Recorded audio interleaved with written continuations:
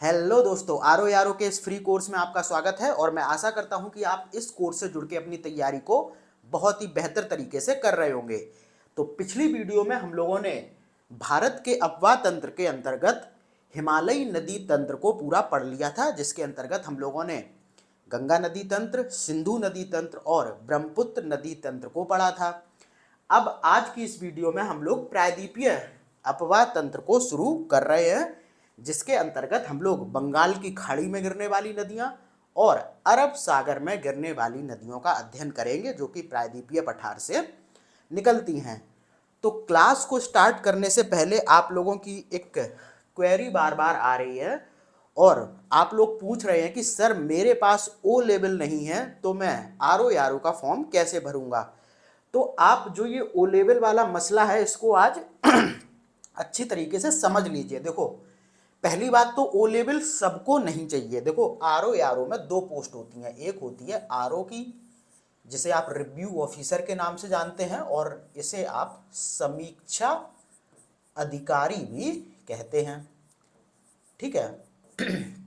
और दूसरी जो पोस्ट होती है वो होती है एआरओ की, यानी कि असिस्टेंट रिव्यू ऑफिसर, जिसे आप सहायक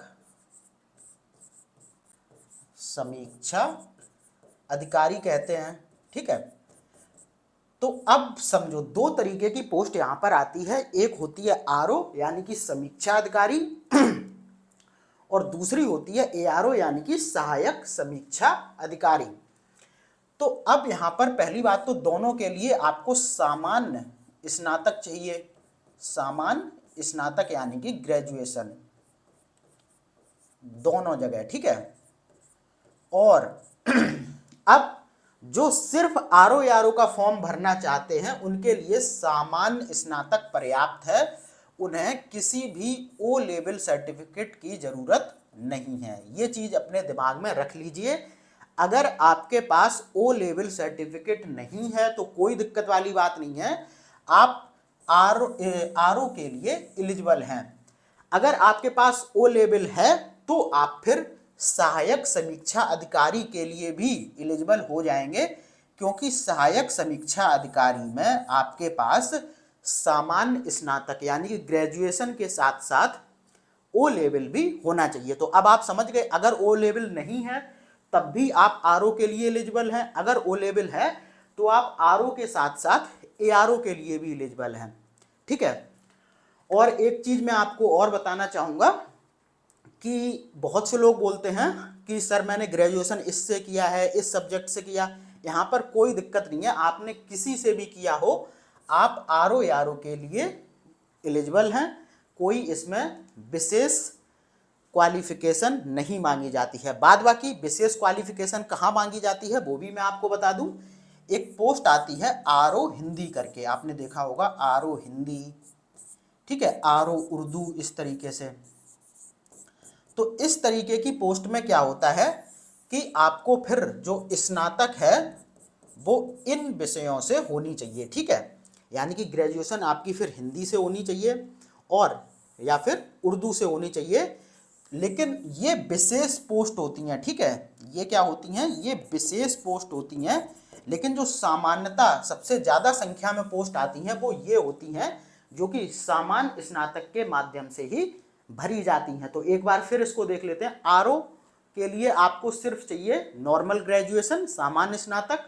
एआरओ के लिए ग्रेजुएशन के साथ साथ आपको चाहिए ओ लेवल सर्टिफिकेट, ठीक है। और जो ये विशेष पोस्ट होती हैं जैसे आरओ हिंदी, आरओ उर्दू, इसमें आपको स्नातक में हिंदी और उर्दू पढ़ा हुआ होना चाहिए, ठीक है। तो अब आपका जो सवाल है उसका जवाब आपको मिल गया होगा कि ओ लेवल है या नहीं है, या फिर ग्रेजुएशन आपने किस से किया है।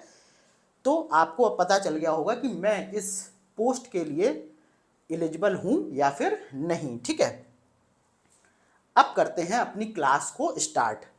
तो प्रायद्वीपीय नदियों का अपवाह तंत्र आज हम पढ़ेंगे, ठीक है। और इस नदी तंत्र को यानी कि प्रायद्वीपीय नदी तंत्र को दो भागों में बांटा गया है। कौन कौन से दो भाग हैं? एक तो वो भाग है जो कि अरब सागर की ओर गिरता है, सॉरी ये बंगाल की खाड़ी की तरफ गिरता है। और दूसरा वो भाग है जो कि अरब सागर की तरफ गिरता है। तो प्रायद्वीपीय नदी के अपवाह तंत्र को दो भागों में बांटा गया है। कौन कौन से दो भागों में? एक बंगाल की खाड़ी में गिरने वाली नदियां और दूसरा अरब सागर में गिरने वाली नदियां। तो आज की इस वीडियो में हम लोग बंगाल की खाड़ी में गिरने वाली नदियों को पढ़ेंगे और समझेंगे कि क्या क्या उनके बारे में इंपॉर्टेंट है। तो सबसे पहले पढ़ने से पहले इनका क्रम जान लेना बहुत जरूरी है। ठीक है, तो सबसे पहले हम लोग बंगाल की खाड़ी में जल गिराने वाली नदियों को अगर हम लोग देखें तो यहाँ से थोड़ा देखने का प्रयास करते हैं। ठीक है, दक्षिण से उत्तर की ओर, और इसका क्रम मुख्यतः इसी क्रम में पूछा गया है। एग्जाम में भी क्रम से लगाने वाले क्वेश्चन आपको बहुत बार देखने को मिलते हैं, इसीलिए हर चीज का क्रम आपके दिमाग में सेट होना चाहिए। इसीलिए मैं यहाँ पर आपके सामने मैप भी लगा देता हूँ ताकि चीज़ें आप व्यवहारिक रूप से समझ सकें और आप लगातार चीज़ों को विजुलाइज करके अपने दिमाग में रख सकें। ठीक है, तो यहाँ से हम लोग स्टार्ट करते हैं। ये है बंगाल की खाड़ी में गिरने वाली नदियों का दक्षिण से उत्तर की ओर क्रम। तो सबसे पहले आती है ताम्रपाणी नदी, फिर आती है कौन? बैगई, फिर कावेरी, फिर पेन्नार, फिर कृष्णा, फिर गोदावरी, फिर महानदी, फिर ब्राह्मणी, फिर बैतरणी, फिर स्वर्णरेखा और दामोदर। तो ये दक्षिण से उत्तर की ओर बंगाल की खाड़ी में जल गिराने वाली नदियों का क्रम था, और ये वो नदियां हैं जो कि प्रायद्वीपीय पठार से निकलती हैं और बंगाल की खाड़ी में अपना मुहाना बनाती हैं। यहाँ पर भी देख लो, बंगाल की खाड़ी में जल गिराने वाली नदियों का दक्षिण से उत्तर की ओर क्रम। वहाँ पर देखिए, अब मैं फिर से रिपीट करता हूँ, ताम्रपाणी आप लोग वहाँ पे मिलाते जाइए। फिर देखिए बैगई है, फिर कावेरी है, फिर पेन्नार है, फिर कृष्णा है, फिर गोदावरी है, फिर महानदी है, फिर ब्राह्मणी है, फिर बैतरणी है, फिर स्वर्णरेखा है और फिर दामोदर है। तो ये आपने क्रम देख लिया। अब हम लोग एक एक करके इन नदियों का विस्तृत अध्ययन करने वाले हैं। ठीक है, तो आगे बढ़ते हैं, स्टार्ट करते हैं हम लोग उत्तर की ओर से। तो उत्तर की ओर से सबसे पहली जो नदी आपको दिखती है वो है दामोदर। ये देखो यहाँ पे ये और ये हुगली नदी आई है जो कि गंगा की एक वितरका है, जो कि पश्चिम बंगाल में गंगा से अलग होकर दक्षिण में बहते हुए बंगाल की खाड़ी में गिरती है। तो अब इस दामोदर नदी का अध्ययन हम लोग स्टार्ट करते हैं। तो दामोदर नदी छोटा नागपुर पठार से निकलती है। इसका उद्गम कहाँ पर है? छोटा नागपुर पठार। जब हम लोग प्रायद्वीपीय पठार का अध्ययन कर रहे थे तब भी मैंने आपको बताया था कि दो नदियां छोटा नागपुर पठार से निकलती हैं। कौन कौन सी? दामोदर और स्वर्णरेखा। तो ये वही दामोदर नदी है जो कि छोटा नागपुर पठार यानी कि यहाँ से निकल रही है। और फिर देखिए ये कहाँ पर मिल रही है? तो ये हुगली में आके मिल जाती है। तो दामोदर नदी छोटा नागपुर पठार से निकलती है और हुगली में मिल जाती है। बाद बाकी हुगली नदी के बारे में आपको मैंने बता ही दिया है, पिछली वीडियो में बता दिया था। अच्छा, जो ये दामोदर नदी है ये भ्रंश घाटी में बहती है। भ्रंश घाटी, जिसे कि रिफ्ट घाटी भी कहते हैं। ये क्वेश्चन बार बार पूछा जाता है कि भारत की निम्नलिखित में से कौन सी नदी भ्रंश घाटी या फिर रिफ्ट घाटी में बहती है। अच्छा, भ्रंश घाटी क्या होती है कि जब दो भूखंड तनाव जनित बल के कारण अलग अलग दिशा में इस तरीके से प्रसार करते हैं तो उनके बीच में जो घाटी बनती है उसको ही हम लोग भ्रंश घाटी या फिर रिफ्ट वैली कहते हैं। ठीक है, दो भूखंड जब तनाव जनित बल के कारण अलग अलग दिशा में यानी कि अपोजिट साइड में प्रसारित होते हैं तो उनके बीच में जो घाटी बनती है उसे ही हम भ्रंश घाटी कहते हैं। ठीक है, तो जो ये दामोदर नदी है ये भ्रंश घाटी में बहती है। भारत की और भी नदियां भ्रंश घाटी में बहती हैं जैसे तापी, नर्मदा, लेकिन ये नदियां अरब सागर में गिरती हैं। तो हम लोग जब अरब सागर की ओर गिरने वाली नदियों की बात करेंगे तब उनका अध्ययन करेंगे। लेकिन अभी आपको इतना ध्यान रखना है कि ये जो दामोदर नदी है ये भी भ्रंश घाटी या फिर रिफ्ट घाटी में बहती है, ठीक है।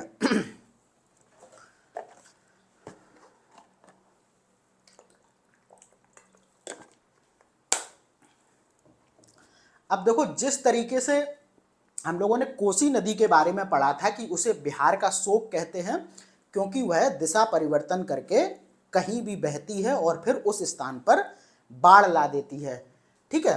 तो यह जो दामोदर नदी है इसे बंगाल का शोक कहते हैं, ठीक है। कोसी नदी को बिहार का शोक और दामोदर नदी को बंगाल का शोक कहते हैं, क्योंकि ये बंगाल में स्थान परिवर्तन करके बाढ़ लाती है, ठीक है।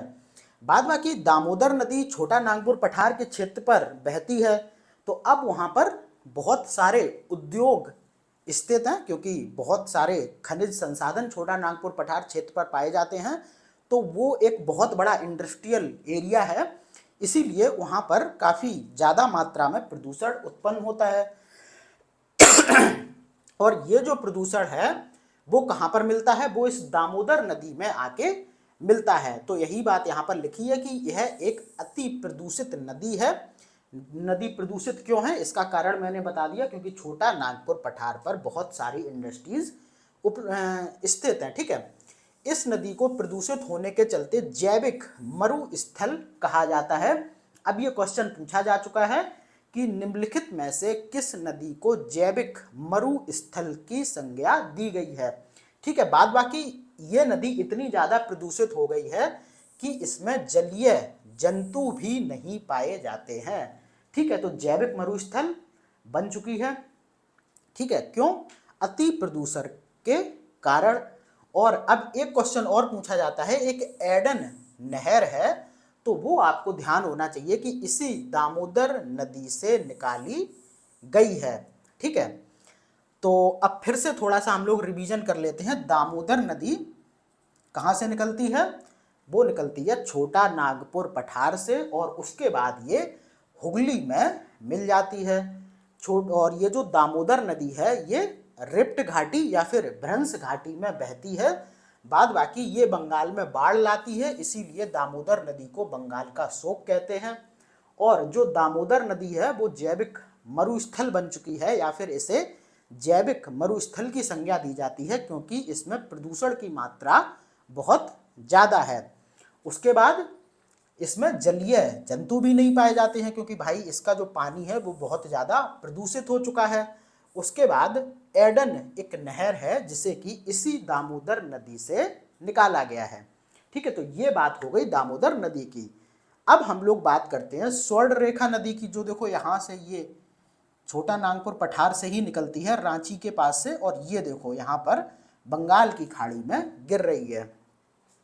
तो स्वर्ण रेखा नदी रांची के पास से, और अगर आपसे विकल्प में छोटा नागपुर पठार भी दे दिया जाए तब भी आपका उत्तर वही हो जाएगा, छोटा नागपुर पठार, क्योंकि रांची के पास ये छोटा नागपुर पठार से ही निकलती है, ठीक है। और उड़ीसा तट पर अपना मुहाना बनाती है, ठीक है। यहाँ पर उड़ीसा है और इसी के तट पर ये बंगाल की खाड़ी में गिर जाती है। और एक शहर है जमशेदपुर, आपने सुना ही होगा, ये स्वर्ण रेखा नदी के तट पर अवस्थित है। वैसे तो अभी जो भी मुख्य शहर नदियों के तट पर अवस्थित हैं हम उनका एक अलग सारणी बना के अध्ययन कर लेंगे, लेकिन यहाँ भी आप समझ लीजिए कि जो जमशेदपुर है वो इसी स्वर्ण रेखा नदी के तट पर अवस्थित है। तो स्वर्ण रेखा कहाँ से निकल रही है? रांची के समीप से, छोटा नागपुर पठार से, और उड़ीसा के तट पर अपना मुहाना बनाती है और बंगाल की खाड़ी में गिरती है। बाद बाकी जमशेदपुर एक इम्पोर्टेंट शहर है, आपने इसका नाम बहुत सुना होगा, ये स्वर्ण रेखा नदी के तट पर है, ठीक है। आगे बढ़ते हैं। फिर देखो बैतरणी नदी, बैतरणी यहां पर मैं दिखा दूं, ये है, ये देखो काफी ये छोटी छोटी नदियां हैं। तो बैतरणी नदी की बात करें, ये उड़ीसा के क्योंझर पठार से निकलती है और उड़ीसा तट पर अपना मुहाना बनाती है। तो बैतरणी नदी कहाँ से निकल रही है? यहाँ उड़ीसा में एक क्योंझर पठार है, वहीं से ये निकलती है और उड़ीसा के तट पर अपना मुहाना बनाती है और फिर ये बंगाल की खाड़ी में गिर जाती है। ये है बंगाल की खाड़ी, ठीक है। ये तो यहाँ ये नदियां गिर रही हैं। तो बैतरणी नदी कहाँ से निकल रही है? उड़ीसा के क्योंझर पठार से, और उड़ीसा के तट पर अपना मुहाना बनाते हुए बंगाल की खाड़ी में गिर रही है। उसके बाद हम लोग बात करते हैं ब्राह्मणी नदी की। ये देखो, ये भी रांची के समीप से ही छोटा नागपुर पठार के पास से निकल रही है, ठीक है। तो ब्राह्मणी नदी की हम लोग बात करें, ये रांची के समीप से निकलकर उड़ीसा के तट पर अपना मुहाना बनाती है। तो ये भी देखो, जहाँ से दामोदर स्वर्ण रेखा, उसके नीचे से ही ब्राह्मणी नदी निकली है, और कहाँ? रांची के पास से। उसके बाद ये देखो, उड़ीसा के तट पर अपना मुहाना बनाती है और बंगाल की खाड़ी में गिर जाती है। तो ये देखो, बहुत छोटी छोटी नदियां हैं, इनका आपको उद्गम, ठीक है, और मुहाना ये बस पता होना चाहिए। बाद बाकी इनके बारे में कोई विशेष जानकारी आपसे नहीं पूछी जाती है। उसके बाद महानदी की हम बात करते हैं। तो महानदी है ये देखो। अब महानदी की बात करें तो ये निकल रही है कहाँ से? दंडकारण्य पठार से, ठीक है। महानदी का उद्गम छत्तीसगढ़ के दंडकारण्य पठार से होता है, और कटक के पास ये अपना डेल्टा बनाती है। डेल्टा क्या होता है? मैंने कल की वीडियो में आपको बता दिया था, जब हम लोग सुंदरबन डेल्टा की बात कर रहे थे। तो महानदी कहाँ से निकल रही है? ये छत्तीसगढ़ है, ठीक है। ये जो आपको दिख रहा है ये पूरा छत्तीसगढ़ है, और छत्तीसगढ़ में एक पठार है दंडकारण्य पठार, जिसका अध्ययन हम लोगों ने प्रायद्वीपीय पठार के अंतर्गत किया था। तो उसी दंडकारण्य पठार से ये महानदी निकलती है, और उड़ीसा के कटक पर, कटक कहाँ पर है? उड़ीसा में, और वहीं पर अपना मुहाना बनाते हुए बंगाल की खाड़ी में गिर जाती है, ठीक है। बाद बाकी ये अपना डेल्टा कहाँ पर बनाती है? कटक के पास। नदियां डेल्टा बनाती हैं जब वो समुद्र में मिलने वाली होती हैं, तो उससे थोड़ा पहले अपने डेल्टा का निर्माण करती हैं। जो समतल भूखंड होता है उसमें अपने द्वारा लाए गए अवसाद से वो वहां पर उसको बिछा देती हैं, उसी को हम लोग डेल्टा कहते हैं, ठीक है। महानदी की घाटी को छत्तीसगढ़ बेसिन कहते हैं। तो महानदी की घाटी, यानी कि जिस घाटी में ये नदी, उसके आसपास के क्षेत्र को हम लोग क्या कहते हैं?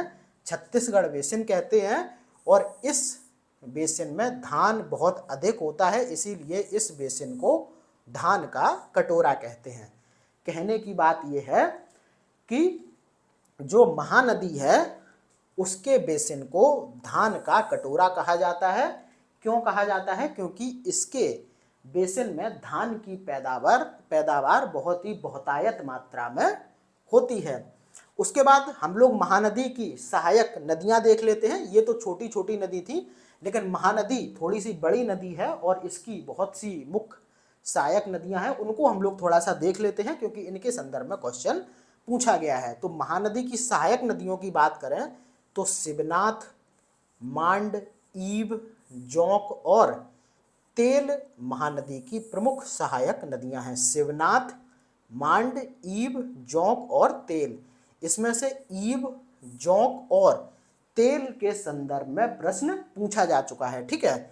ये किसकी सहायक नदियां हैं? ये है महानदी की। तो हम लोग थोड़ा सा रिपीट कर लेते हैं कि महानदी जो है वो छत्तीसगढ़ के दंडकारण्य पठार से निकलती है, ठीक है। उसके बाद ये जो अपना डेल्टा है और अपना मुहाना है वो उड़ीसा में कटक पर बनाती है, उड़ीसा के कटक नामक स्थान पर।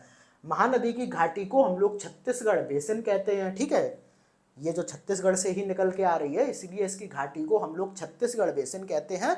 और जो महानदी बेसिन है उसको धान का कटोरा भी कहा जाता है, क्योंकि महानदी की घाटी में धान बहुतायत मात्रा में उत्पादित किया जाता है। बाद बाकी शिवनाथ, मांड, ईब, जोंक और तेल महानदी की प्रमुख सहायक नदियां हैं।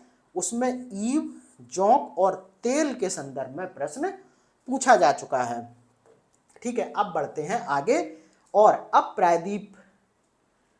प्रायद्वीपीय अपवाह तंत्र की सबसे प्रमुख नदी आ गई है, जो कि है गोदावरी। ये आपको पता होना चाहिए कि ये दक्षिण भारत की सबसे लंबी नदी है, ठीक है। इसकी चर्चा हम लोगों ने पहले भी की थी, जब हम लोग भारत की 6 सबसे लंबी नदियों को देख रहे थे। इसीलिए देखो हर चीज एक दूसरे से कहीं ना कहीं कनेक्ट है, पहली चीज आपको ये समझनी होगी। तो आप लोगों को एक क्रम के अनुसार में ये वीडियो देखनी है। ऐसा नहीं है कि आपको किसी भी वीडियो का लिंक मिल गया और आप उछल के उस पर आ गए और आपने उस वीडियो को देख लिया। तो इससे जो आपका कॉन्सेप्ट है वो बहुत बेहतर बिल्ड नहीं होगा। आपको ज़रूरत है कि आप क्या करें, पहली वीडियो से स्टार्ट करें और एक तरफ से देखते हुए आएँ, क्योंकि भूगोल में क्रम का बहुत बड़ा महत्व है। एक क्रम का और दूसरा मैप का।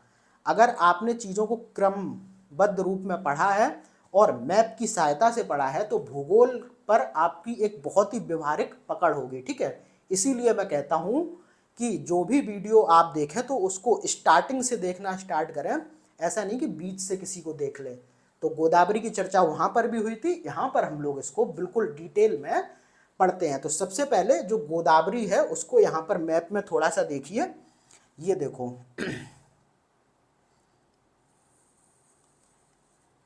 ये कुछ इस तरीके से इतनी लंबी नदी है, ठीक है।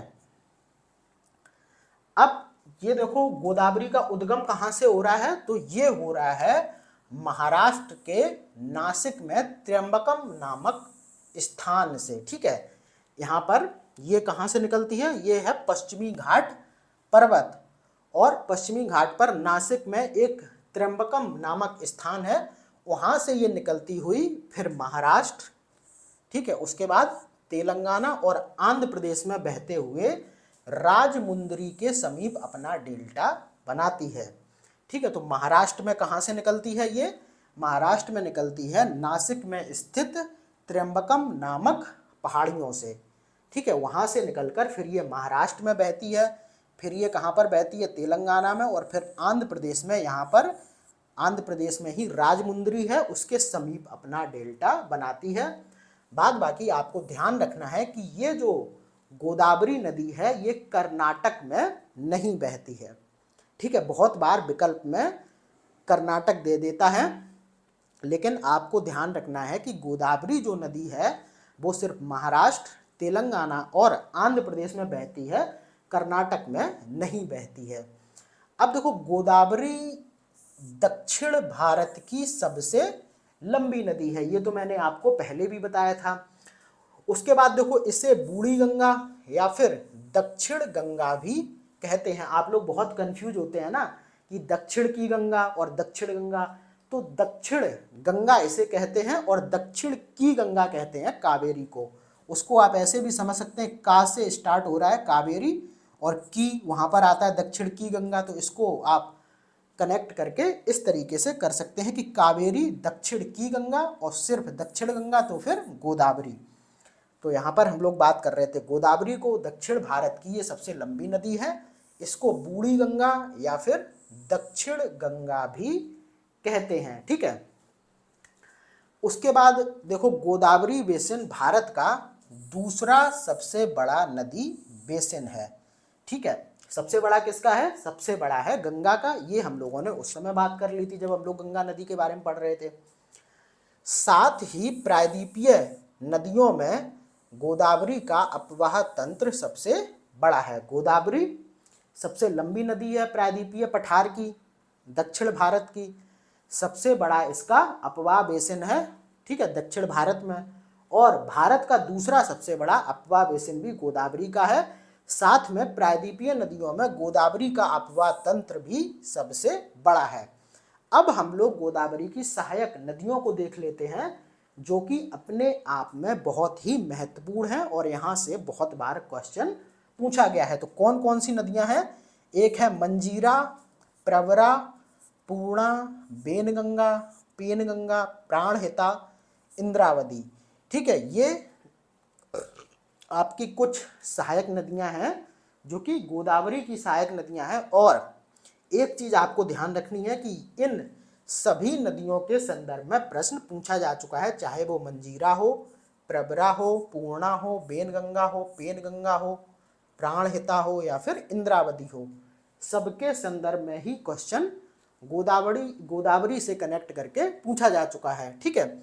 इसमें देखो मंजीरा गोदावरी की एकमात्र सहायक नदी है जो दक्षिण से होकर आती है। ठीक है, ये देखो दक्षिण से होकर आ रही है कौन, मंजीरा, यही है दक्षिण से होकर एकमात्र सहायक नदी है मंजीरा, जो कि दक्षिण से होकर आती है और गोदावरी में मिलती है। बाद बाकी अगर आपसे गोदावरी की सबसे लंबी सहायक नदी पूछा जाए तो इसका उत्तर मंजीरा होगा।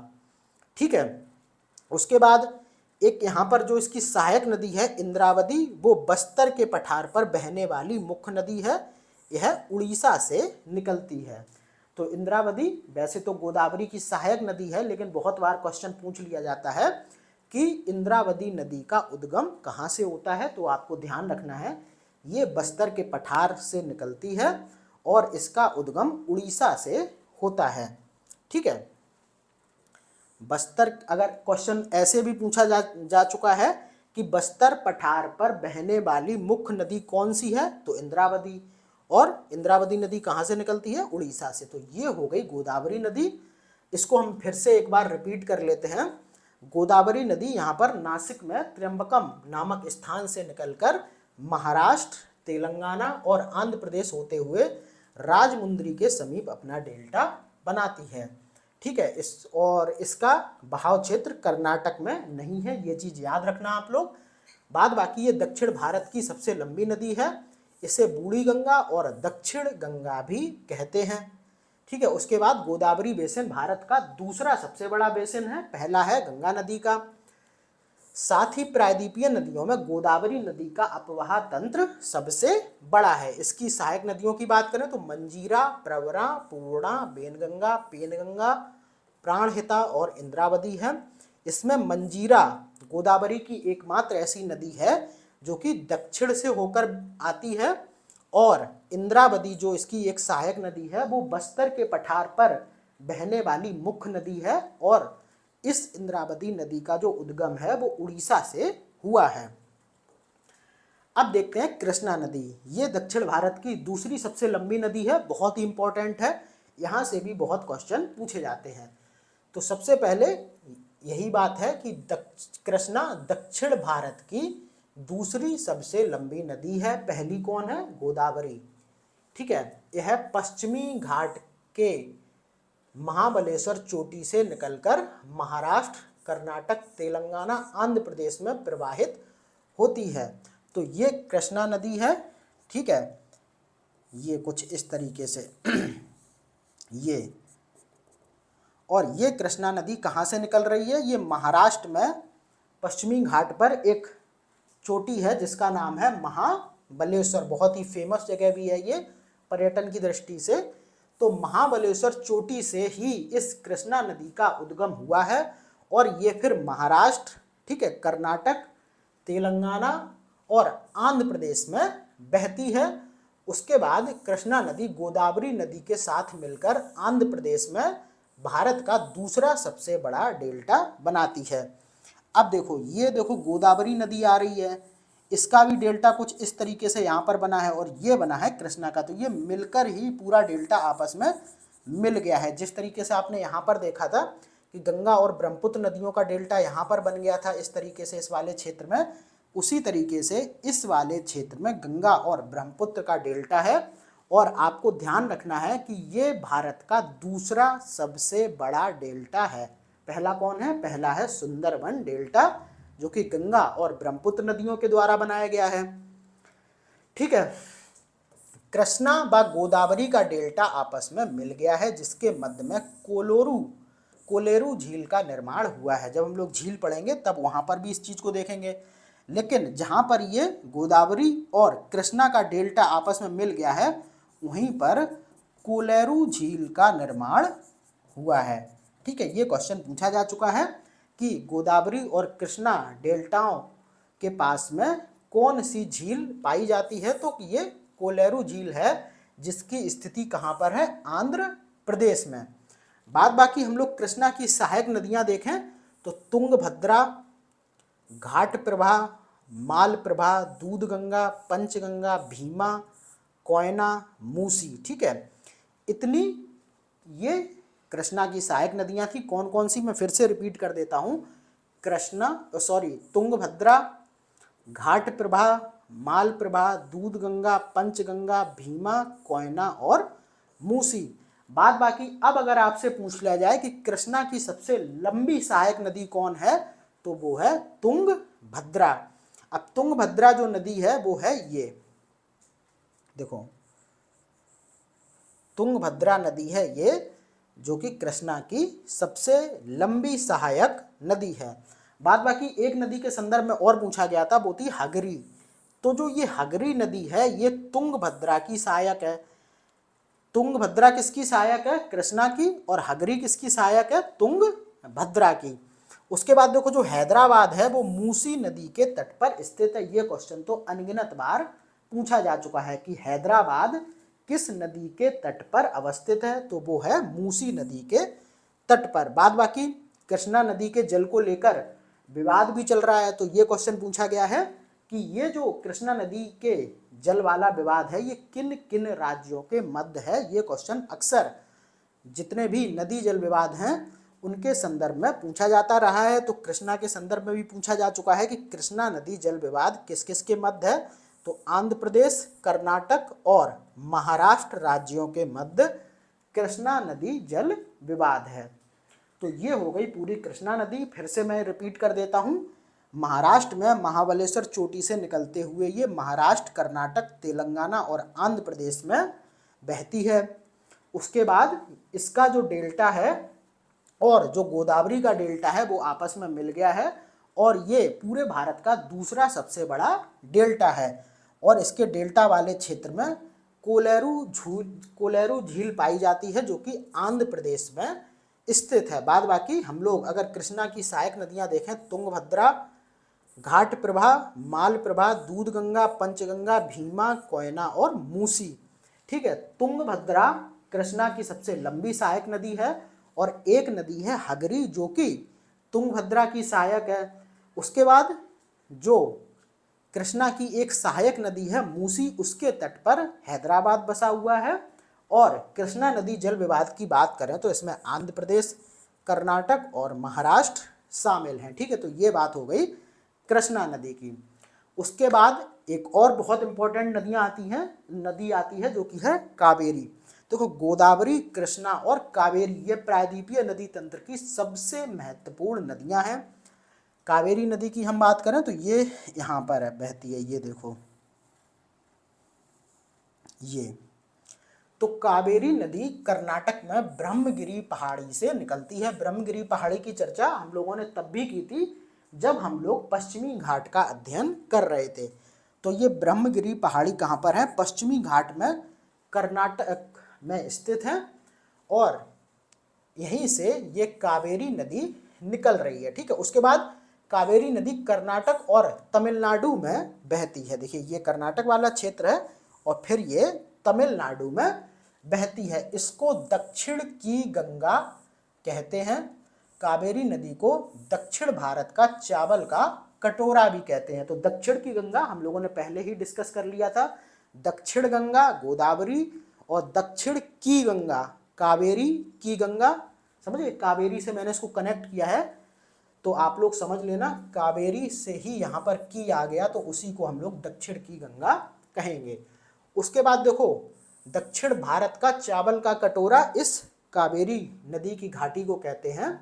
ठीक है, उसके बाद अमरावती, अर्कावती, हेमवती, भवानी, लोकपावनी, काविनी, ये कावेरी की प्रमुख सहायक नदियां हैं। कौन कौन सी हैं, अमरावती, अर्कावती, हेमवती, भवानी, लोकपावनी और काविनी, ये सभी किसकी, कावेरी की सहायक नदियां हैं।